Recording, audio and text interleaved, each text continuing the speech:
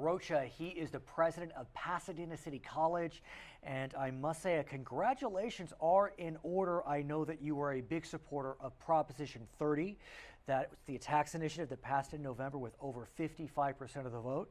The last time we spoke, I think it's fair to say we both thought it would probably get 55% on the no side. What happened? It's all good news. Thank you, Brent. Sure. Well, what happened was we got the word out, we got the story out of how important access to quality higher education was, not just in this area in Pasadena, but all throughout the state. Right. And the voters responded. What's interesting is we hear this narrative that part of the reason why President Obama did so well in California is because the youth vote came out and they voted strongly for President Obama. We're also hearing a narrative that that's part of the reason why Prop 30 passed. Do you buy that narrative? I do, because I saw it at work on my campus. Literally. And I congratulated our associated students. I have never seen students so catalyzed. They were out there with their voter registration drive on campus, all the conventional ways. But what's new is the social networking.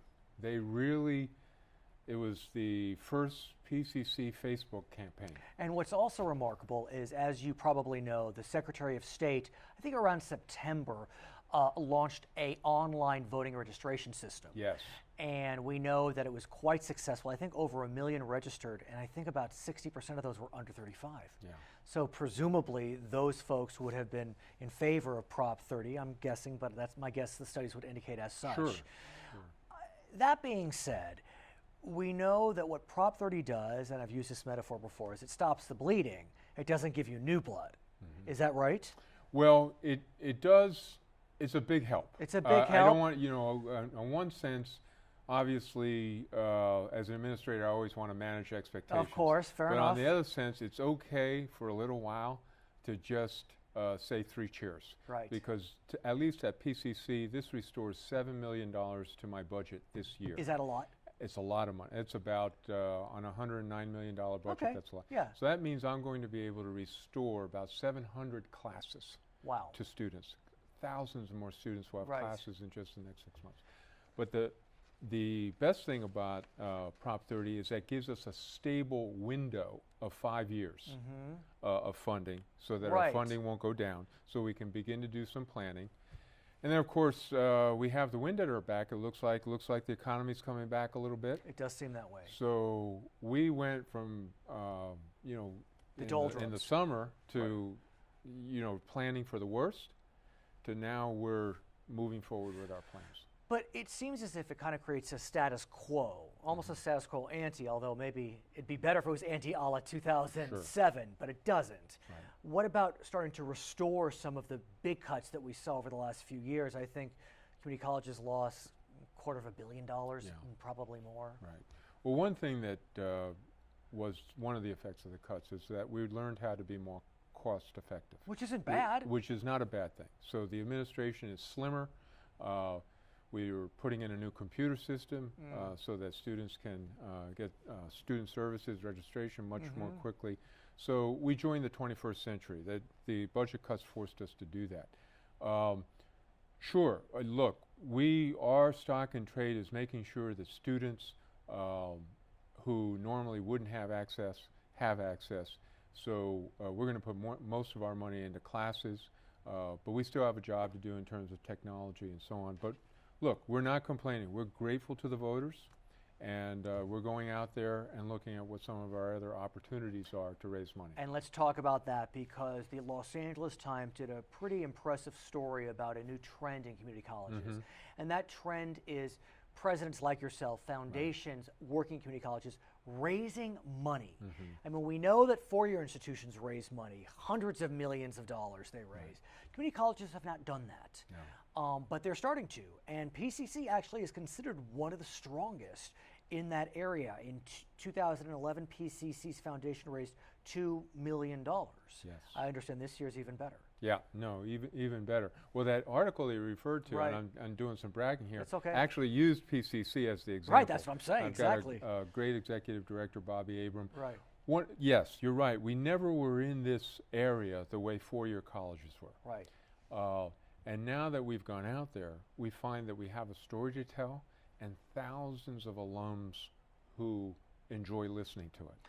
And as we speak, in the last few weeks, you had 2 alums that gave thousands, in fact, hundreds of thousands of dollars to PCC, allowing you to raise about $4 million in 2012, doubling your draw in 2011. Tell us about 2 very significant gifts. It was a great week for us. No doubt, no doubt. Great week. The Bob and Addie Westerbeck Foundation. Bob was a former PCC alum, and his wife Addie, who just passed, lived to 104, Nice. was a music teacher, and they left us $850,000 this a lot week, of money. and we're naming the new recital hall in our new Center for Fair the Arts enough. for them. And the Christine Bilecki was a faculty member, and she left a bequest of $100,000. And that's in addition to literally hundreds of donations that we've But received. what's interesting is, in the past, foundations at community colleges have been raising money for scholarships, Right. which is nice. But the 4-year institutions, they're raising money not just for scholarships, but for actual programs, for classes. For And programs. so is PCC, as an example, raising money not just for scholarships, but to restore classes, to build buildings, to open new programs? We had our new Center for the Arts opens in July, 75,000 square foot building.